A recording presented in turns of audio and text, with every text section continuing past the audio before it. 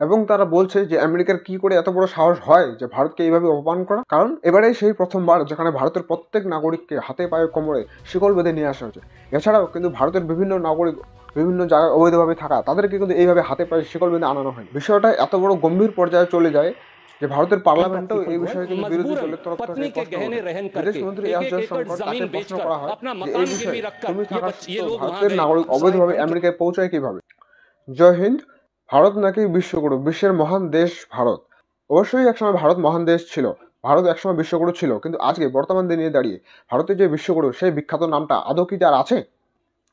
ভারতের অন্তর্রাষ্ট্রীয় মঞ্চ থেকে নিজের দেশের মধ্যে থাকা অবস্থিত কিছু ছোট ছোট রাজনৈতিক দল এমনভাবে শুধুমাত্র নিজের স্বার্থের জন্য কোনো কিছু বিচার না করে এমন কোনো বক্তব্য রাখে অথবা কোনো জায়গায় এমন কার্যকৃতি করে যার থেকে ভারতের মতো মহান দেশ যার নিজের মাথা নত করে। কারণ ভারতের অবৈধ নাগরিক আমেরিকায় গিয়ে পুলিশের হাতে ধরা পড়েছে। রীতিমধ্যে যেটা নিউজের মাধ্যমে শোনা যাচ্ছে যে প্রায় ভারতের 18,000-এরও বেশি জনসংখ্যা আমেরিকায় কিন্তু পুলিশের হাতে ধরা পড়ে গেছে। এরা তো শুধুমাত্র যারা পুলিশের হাতে ধরা পড়ে গেছে অবৈধভাবে আমেরিকায় গিয়ে, এছাড়াও আরও কত জনসংখ্যা হয়তো না জানি আছে যারা এই পুলিশের নজরে এখনো আওতায় কিন্তু আসেনি। এখন ইতিমধ্যেই ডোনাল্ড ট্রাম্প আমেরিকার প্রেসিডেন্ট হওয়ার পরে যেটা বর্তমান নিউজ শোনা যাচ্ছে এদেরকে ভারতে পাঠিয়ে দেওয়ার ব্যবস্থা চলছে। ইতিমধ্যেই 5ই ফেব্রুয়ারি ভারতের পাঞ্জাব রাজ্যের একটা অমৃতসর ছোট এয়ারপোর্টে প্রায় 104 জনকে সেখানে ভারতে পাঠানো হয়েছে। এই যে ভারতীয় 104 জন আমেরিকার অবৈধ নাগরিক তাদেরকে যে ভারতে পাঠানো হয়েছে তাদের মধ্যে বেশিরভাগই শুধুমাত্র ছোট বাচ্চা বাদে প্রত্যেক ব্যক্তিকে হাতে কোমরে পায়ে শিকল বেঁধে তাদেরকে আসামের মতো ভারতে কিন্তু নিয়ে আসা হয়েছে। এই বিষয়টার উপর ভিত্তি করে কিছু ভারতের ছোট রাজনৈতিক দল একদম তাদেরকে গায়ে লেগে যায়, কারণ তাদের ইগো বলতে একটা বিষয়, তাদের ইগো হার্ট হয়ে যায়। কারণ তারা মনে করে যে ভারতের এই যে নাগরিক আমেরিকায় অবৈধভাবে ছিল তাদেরকে এমনভাবে হাতে কোমরে শিকল বেঁধে নাও আনতে পারে। কিছু এমন ছুটকো রাজনৈতিক দল যারা নিজেকে এমনভাবে প্রস্তাব করে যে ভারতের এই যে নাগরিক অবৈধভাবে আমেরিকায় গিয়ে ধরা পড়েছে তাদেরকে যে হাতে কোমরে শিকল বেঁধে আনা হয়েছে এতে ভারতের এক অসম্মান হয়েছে।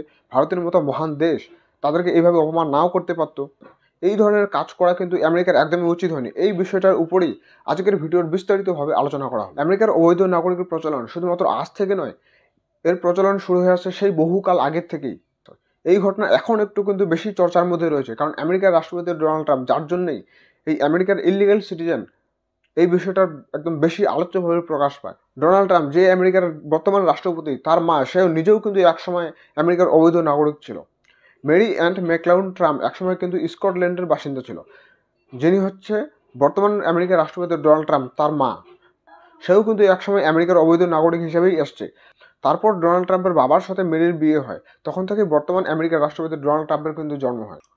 আর এই পুরো ঘটনাক্রমের বিষয়টা কিন্তু আমেরিকার রাষ্ট্রপতি ডোনাল্ড ট্রাম্প সে ক্ষমতায় আসার আগে থেকেই শুরু হয়েছে। যেখানে ডোনাল্ড ট্রাম্প আমেরিকার রাষ্ট্রপতি হওয়ার আগেই সে তার ভোট প্রচারে এই বিষয়টা উল্লেখ করে বলেছিলেন প্রত্যেক নাগরিককে যে আমি সরকারে আসার সাথে সাথেই আমেরিকার মধ্যে যত সব অবৈধ নাগরিক আছে তাদেরকে আমেরিকা থেকে মুক্ত করে দেব।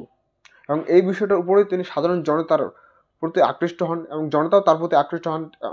পরিণামে তো দেখতেই পাচ্ছ যে সাধারণ জনতা তাকেই চিহ্নিত করে আমেরিকার রাষ্ট্রপতির কিন্তু দায়িত্ব দিয়ে দিয়েছে, যার মধ্যে ভারতেরও নাম জড়িয়ে আছে। এখানে শুধুমাত্র ভারতের কথাই যদিও বলি যে আজ থেকে কয়েক আগে বছর পর্যন্ত যেখানকার বর্তমান ডাটা দেখা যাচ্ছে যে শুধুমাত্র ভারতের কথায় 18,000-এর জনসংখ্যা বেশি ভারতের কিন্তু নাগরিক অবৈধভাবে আমেরিকার মধ্যে বসবাস করেছিল। এটা বাস্তব যে আমেরিকার মধ্যে ইলিগাল সিটিজেন অবৈধ নাগরিকের প্রচলন কিন্তু একটু বেশি দেখা যায়। এখানে যদি লক্ষ্য করা যায় যে আমেরিকার মধ্যে অবৈধ নাগরিক সব থেকে বেশি কিন্তু মেক্সিকো, তারপরে এশিয়ার মধ্যে যদি কাউন্ট করা হয় তাহলে ভারত এবং চায়না, যার মধ্যে সব থেকে বেশি আমেরিকার মধ্যে যাওয়া অবৈধ নাগরিক পাওয়া যায়।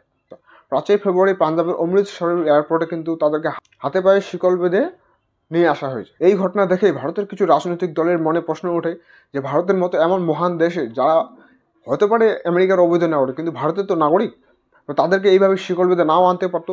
ভারতের এই বিশ্বগুরু যার নামের সাথে ভারতের কিন্তু অপমান করা হয় এবং তারা বলছে যে আমেরিকার কি করে এত বড় সাহস হয় যে ভারতকে এইভাবে অপমান করা। বিষয়টা এত বড় গম্ভীর পর্যায়ে চলে যায় যে ভারতের পার্লামেন্টেও এই বিষয়ে কিন্তু বিরোধী দলের তরফ থেকে প্রশ্ন ওঠে।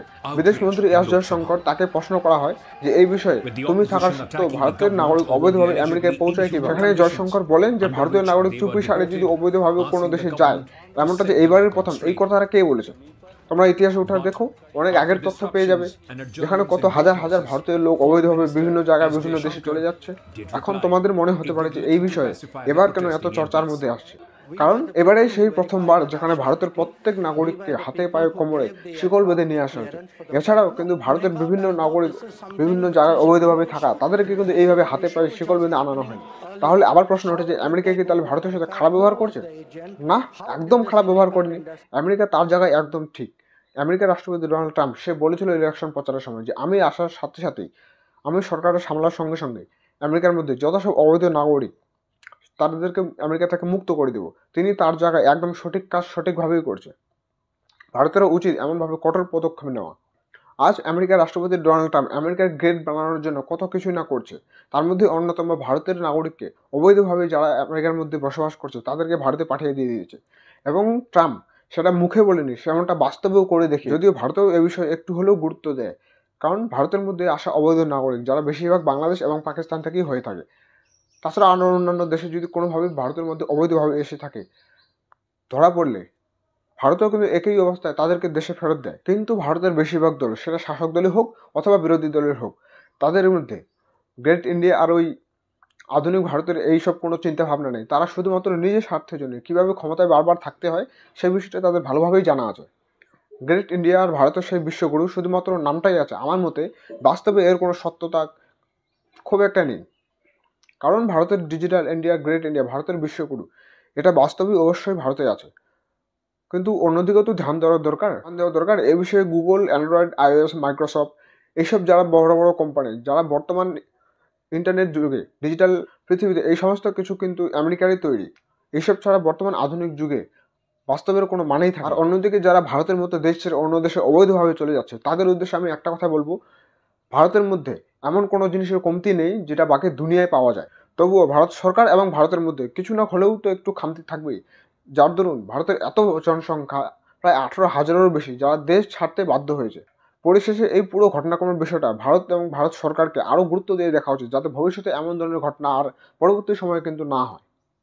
তার সাথে সাথে ভারতের প্রত্যেক রাজনৈতিক দল যারা নিজের স্বার্থের জন্য সবকিছু কাজ করে, তারা এইসব ধরনের কাজ বাদ দিয়ে একটু হলেও দেশের জন্য যেন একটু সময় বের করে এবং দেশের স্বার্থে দেশের উন্নতির পিছনে বেশি গুরুত্ব দেওয়া।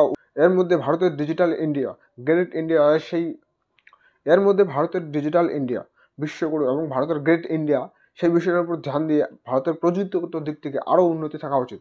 আর কতদিন সেই মানুষের অন্যের তৈরি করা সিস্টেমের উপর ভারত চলবে? আশা করা যায় এই বিষয়ে যত তাড়াতাড়ি ভারতের সরকার সচেতন হবে তত সাধারণ জনতার পক্ষে বেশি উপকার হবে। বাকি এই বিষয়ে ভারতের মতো দেশে কত তাড়াতাড়ি কোনো বিষয়ে গুরুত্ব দেওয়া হবে সেটা ভবিষ্যতে সময় এলেই বোঝা যাবে।